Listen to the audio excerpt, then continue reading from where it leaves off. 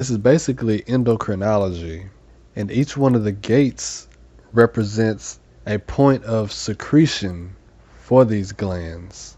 They are why they're called gates. They open up and they secrete certain chemicals into our bloodstream. It's not something that's all just etheric and energetic. It's actually realistic material, chemicals. It's reality, it's physical, it's tangible. So meditating on a spinning ball of light, thinking that it's your chakras, is only going to get you so far. Now we can differentiate between, even more when it comes to the chakras. And if we would like to help our solar plexus center, we can do things that help our nervous system. We can do things that help our intestines. We can do things that help the pancreas. We can even visualize and meditate on those specific glands and organs as opposed to just a spinning ball of light. Now, each one of these are connected within what we call the circuitry. This is the Kabbalah aspect of the human design system. This is like the Sephiroth, the pathways, in this system, the channels that connect these different glands and organs together. These are the pathways within which the secretions, these hormones, travel to each other. Like if you take the thyroid gland, it secretes thyroxine. It's something that amplifies anything that it's connected to. So when the thyroid is connected to the heart, it's going to ramp it up. It's going to amplify it.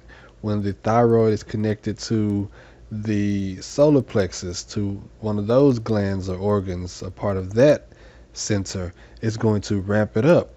And that's what's being shown within the body graph. It is a very, very literal diagram of our inner workings of our body, our biology. And that's something that really just blows me away about this system, is how very literal so much of it is. Like I was just saying with the spinning balls of light, that's not that literal. But if you say like the heart center is to the left of the G center, and like to the left side of our body, and that is realistic. Our heart is to the left side. It's not in the center. Like other chakra systems, they just show it's just a straight pole, everything is in alignment like that. But that's not how it is in real life. But there is this other chakra system here, and it's very old. I like this one. This is one that I vibed with a long time ago before I even came up with human design, because of the differentiation, because of the pathways, and it just looked more realistic to me. But yeah, with the Kabbalah, each one of these different centers, they are associated with planets. Each one of these centers are connected with the other through pathways. They even have trigrams, they even have the different shapes. And this one is pretty in depth as well. And they even over here have it aligned with the chakras. However, this is just 7 chakras, so they are missing some. And it even has the 3 pillars, and it has the base and the serpent moving up to the top. Everything is moving up towards the throat center to be manifested, because this is the center of manifestation. The root center is the center of pressure, like adrenaline. What does adrenaline help us deal with? It's the fight or flight. It helps us deal with the different stresses and different pressures and things of life.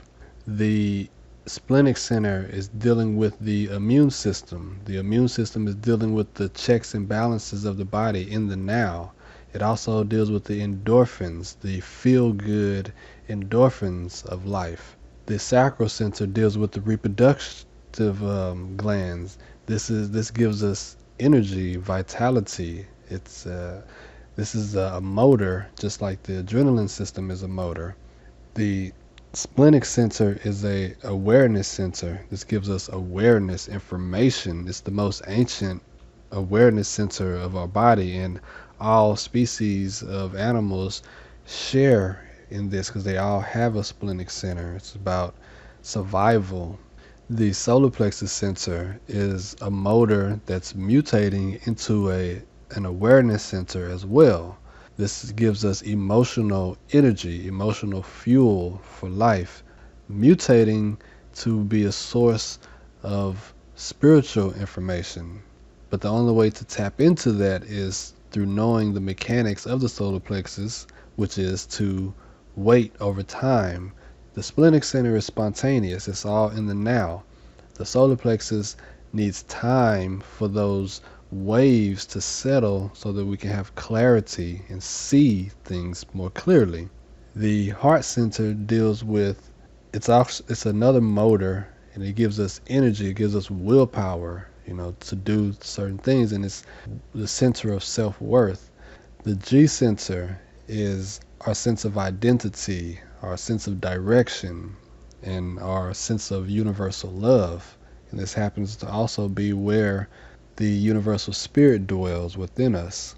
The throat center is our center of communication, and it's also our center of manifestation. It's where things come out and manifest. It shows the value of words, sounds, and the impact that the thyroid gland has on the different functions of the body. This is the ajna center. Like I said, it's the pituitary gland. This is where we conceptualize. This is where we make sense of different things mentally. And this is the pituitary gland is a master gland of the body. And this is where the design crystal soul, and this is, like I said, the pineal gland, the gray matter of the brain. This is the awareness center. I'm sorry. This is the awareness center, the ajna center, where we conceptualize. We have 3 awareness centers. One, like I said, the solar plexus coming online. These 2 are the ones that we're commonly aware of. This is the mind, which has been giving us, issues for the last hundreds, thousands of years or whatever, and it's something that we have to transcend at this point in time. This is the center that we take in information. The head center is where the pineal gland is the antenna that taps into the collective consciousness field.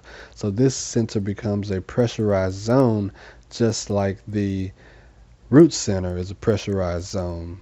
But this is a mental pressure zone. This is where we're taking in all the questions, the doubts and concerns and things like that of people, and it's all being stored within the gray matter of the brain. So studying the layout of the different glands, the different centers, what's connected to what, how it's connected, all these things are very, very, very important. The different mappings of each one of them. Like you can take, for example, these 2 centers here, the head and the ajna. They are not connected to anything directly except for the throat. And if you remember, these 4 here are motors. This pushes things, this fuels things for manifestation. It moves the body. This up here is not connected directly to any motor. You have the splenic center is connected to the heart. It gets fuel. It gets fuel here. It gets fuel there. The G center, the spirit gets fuels here. It gets fuel from there. The throat is connected to all the motors directly except the root center. But the mind up here is not connected directly to any motor. So it's like, what does that mean? It has no fuel for manifestation directly. And what does that mean? This is the reason why we don't operate based off of the thoughts of our mind when it comes to operating correctly. We operate based off our instincts down here. Now, I'm not going to get into all that right now, but just to bring importance to see how what is connected to what. This is studying Kabbalah, basically. This is studying endocrinology. So it's really important to pay attention to these channels that are here.